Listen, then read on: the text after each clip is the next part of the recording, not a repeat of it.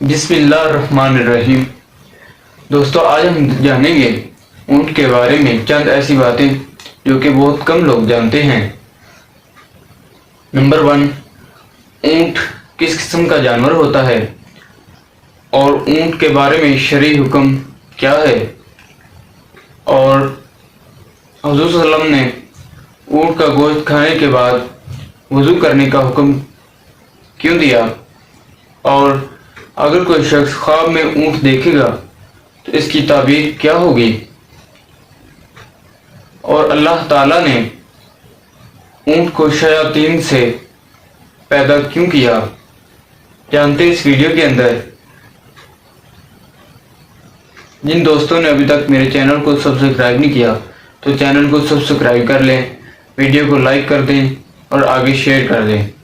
Bell icon کے تمام یعنی آل کے نوٹیفیکیشن کو پریس کر دیں تاکہ آنے والی ہر نئی ویڈیو آپ تک بآسانی پہنچ سکے۔ چلو گائز، شروع کرتے ہیں ویڈیو۔ ان تمام سوالات کے جوابات آپ کو قرآن و حدیث کی روشنی میں دیے جائیں گے، لہٰذا ہماری آپ سے یہ گزارش ہے کہ ہماری اس ویڈیو کو اینڈ تک ضرور دیکھیے گا۔ ناظرین محترم، قرآن پاک میں اونٹ کے متعلق اللہ تبارک و تعالی سورہ غاشیہ کی آیت نمبر 17 میں یوں ارشاد فرماتا ہے، افلا ينظرون الى الابل كيف خلقت۔ ترجمہ، کیا وہ اونٹوں کو نہیں دیکھتے کہ انہیں کس طرح پیدا کیا گیا؟ پیارے دوستو، ابن ماجہ میں ہے کہ نبی کریم صلی اللہ تعالی علیہ وسلم نے ارشاد فرمایا، اونٹ گھر والوں کے لیے باعث عزت اور بکریاں باعث برکت ہوتی ہیں، اور گھوڑوں کی پشانی میں یعنی کہ گھوڑوں میں خیر و برکت قیامت تک کے لیے باندھ دی گئی ہے۔ ناظرین محترم، اونٹ بڑے جسم والا جانور ہوتا ہے، اور اونٹ اس قدر طاقتور ہوتا ہے کہ وہ بھاری بوجھ اٹھا کر بلا تکلیف پاؤں پر کھڑا بھی ہو سکتا ہے اور بیٹھ بھی سکتا ہے، اور اگر کوئی چوہیا اونٹ کی نکیل دبا کر جہاں لے جانا چاہے آسانی کے ساتھ اسے لے جا سکتی ہے۔ اونٹ فرما برداری سے منہ نہیں موڑتا۔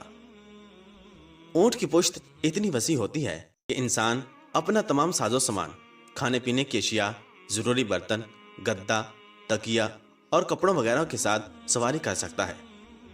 اسے ایسے لگے گا گویا کہ وہ اپنے گھر میں بیٹھا ہوا ہے۔ ان سب چیزوں کے باوجود اونٹ اس مصنوعی گھر کو لے کر پھرتا رہتا ہے، اور اللہ تبارک و تعالی نے اونٹ کی لمبی گردن اس لیے بنائی ہے تاکہ وہ بوجھ لے کر آسانی کے ساتھ بیٹھ جائے اور بھاری بوجھ اٹھا سکے۔ اور اونٹ کو خشکی کی کشتی بھی کہا جاتا ہے اور ریگستان کا جہاز بھی کہا جاتا ہے۔ اونٹ کو پانی پر صبر کرنے کی زبردست طاقت حاصل ہے، چنانچہ اگر اونٹ کو سفر میں 10 دن تک پانی نہ ملے تب بھی اونٹ صبر کر سکتا ہے۔ اسی طرح اونٹ ہر اس گھاس کو کھا جاتا ہے جسے دوسرے جانور نہیں کھاتے۔ اسی وجہ سے اونٹ کو تمام جانوروں کا صوفی بھی کہا جاتا ہے، کیونکہ وہ کھانے پینے میں کسی قسم کا کوئی نخرہ نہیں کرتا۔ اور ماہرین حیوانات کا کہنا ہے کہ جس وقت اونٹ غصے میں ہوتا ہے تو وہ کسی کی بھی پرواہ نہیں کرتا۔ غصہ کی حالت میں اونٹ بد خلق ہو جاتا ہے اور اس کے منہ سے جھاگ نکلنے لگتی ہے اور وہ بلبلانے لگتا ہے۔ اور ماہرین حیوانات کا کہنا ہے کہ اونٹ بغض اور کینہ رکھنے والا جانور ہے، لیکن اس کے ساتھ ساتھ اونٹ میں صبر و تحمل اور دوسروں پر حملہ آور ہونے کی صلاحیت بھی پائی جاتی ہے۔ اور سب سے بڑھ کر حیرت کی بات یہ ہے کہ اونٹ ایسا جانور ہے جس کے پتا نہیں ہوتا۔ شاید اسی وجہ سے اونٹ کے اندر صبر و تحمل کی بے پناہ قوت پائی جاتی ہے اور اطاعت و فرما برداری کا جذبہ بھی پایا جاتا ہے۔ اور اونٹ کی خصوصیت یہ بھی ہے کہ وہ کانٹے دار جھاڑیوں کو مزے لے کر کھاتا ہے۔ اونٹ کو ان کانٹے دار جھاڑیوں کو ہضم کرنے میں کسی قسم کی مشکل پیش نہیں آتی۔ اس کی وجہ یہ ہے کہ اونٹ کی انتڑیاں اتنی مضبوط ہوتی ہیں کہ اسے خاردار چیز کو ہضم کرنے میں پریشانی نہیں ہوتی۔ لیکن اونٹ جو کو بڑی مشکل سے ہضم کر پاتا ہے۔ اور اونٹ کا شرعی حکم یہ ہے کہ اونٹ کا گوشت حلال ہے۔ اللہ تبارک و تعالی سورہ مائدہ کی آیت نمبر 1 میں ارشاد فرماتا ہے، احلت لکم بہیمۃ الانعام۔ ترجمہ، تمہارے لیے مویشی کی قسم کے سب جانور حلال کیے گئے۔ اور اونٹ کا شمار بھی چونکہ مویشی میں آتا ہے، اسی وجہ سے اسلام میں اونٹ کا گوشت حلال ہے۔ اور اونٹ کے باڑے میں نماز پڑھنا مکروہ ہے۔ اونٹ کے باڑے سے مراد وہ جگہ ہے جہاں پر اونٹ پانی وغیرہ پی کر آرام کرتے ہیں۔ سنن ابی داؤد، سنن ترمذی اور ابن ماجہ میں برہ بن عازب رضی اللہ تعالیٰ عنہ کی روایت نقل کی گئی ہے۔ حضرت برہ بن عازب رضی اللہ تعالیٰ عنہ سے روایت ہے کہ نبی کریم صلی اللہ تعالیٰ علیہ وسلم سے اونٹ کا گوشت کھانے کے بعد وضو کے متعلق سوال کیا گیا تو آپ صلی اللہ تعالیٰ علیہ وسلم نے ارشاد فرمایا، وضو کر لیا کرو۔ پھر آپ صلی اللہ تعالیٰ علیہ وسلم سے بکری کے گوشت کے کھانے کے بعد وضو کے متعلق پوچھا گیا تو آپ صلی اللہ تعالی علیہ وسلم نے ارشاد فرمایا کہ تم اس کے بعد وضو نہ کیا کرو۔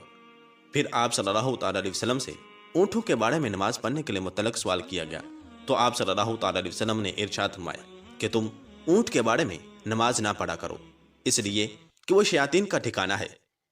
پھر بکری کے بارے میں نماز پڑھنے کے متعلق سوال کیا گیا تو آپ صلی اللہ تعالی علیہ وسلم نے ارشاد فرمایا اس میں نماز ادا کیا کرو، اس لیے کہ بکریاں مبارک ہوتی ہیں۔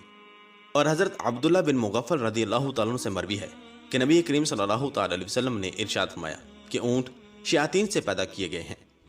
ناظرین محترم، علماء کرام میں اونٹ کا گوشت کھانے کے بعد وضو کرنے میں اختلاف پایا جاتا ہے۔ بعض علماء کہتے ہیں کہ اونٹ کا گوشت کھانے کے بعد وضو کرنا ضروری ہے، لیکن بعض کہتے ہیں کہ اونٹ کا گوشت کھانے کے بعد وضو نہیں ٹوٹتا، اور علماء کرام کی کثیر جماعت کا اس پر اتفاق ہے، اور یہی مذہب صحابہ کرام علیہم رضوان میں سے خلفائے اربعہ حضرت ابو بکر صدیق، حضرت عمر، حضرت عثمان اور حضرت مولا علی رضی اللہ تعالیٰ عنہم کا ہے۔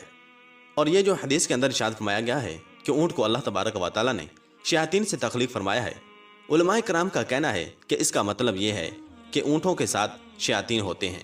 اسی وجہ سے حضور نبی کریم صلی اللہ تعالی علیہ وسلم نے اونٹوں کے بارے میں نماز پڑھنے سے منع فرمایا۔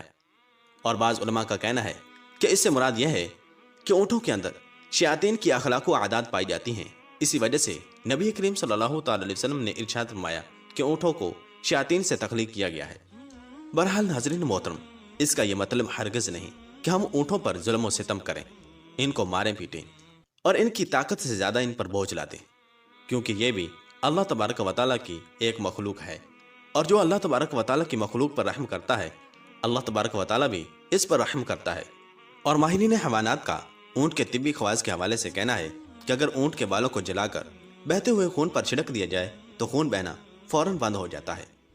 اگر اونٹ کی چچڑی کسی عاشق کی آستین میں باندھ دی جائے تو اس کا عشق ختم ہو جاتا ہے۔ اونٹ کے پیشاب کو نشہ میں مبتلا آدمی کو پلا دیا جائے تو اس کا نشہ اسی وقت اتر جاتا ہے۔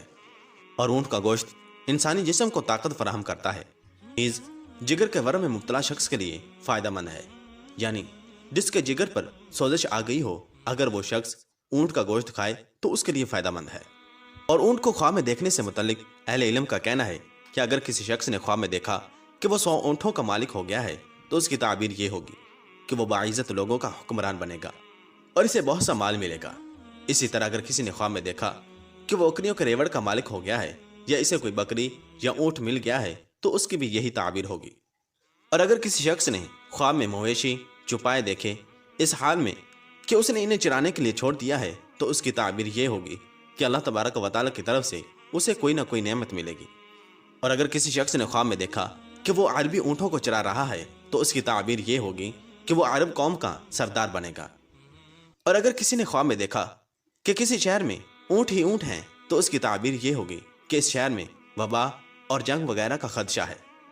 اور اگر کسی شخص نے خواب میں دیکھا کہ وہ اونٹ کا مالک ہو گیا ہے تو اس کی تعبیر یہ ہوگی کہ اس شخص کو عزت و عظمت کی دولت نصیب ہوگی۔ اللہ اکبر۔ تو گائز امید کرتا ہوں آپ کو ویڈیو پسند آئی ہوگی۔ اگر ویڈیو پسند آئی ہو تو چینل کو سبسکرائب کر لیں اور ویڈیو کو لائک کر دیں اور بیل آئیکن یعنی آل کے نوٹیفیکیشن کو پریس کر دیں تاکہ آنے والی ہر نئی ویڈیو آپ تک پہنچ سکے۔ ملتے ہیں نیکسٹ ویڈیو میں، تب تک لیے مجھے دیجیے اجازت۔ اللہ حافظ۔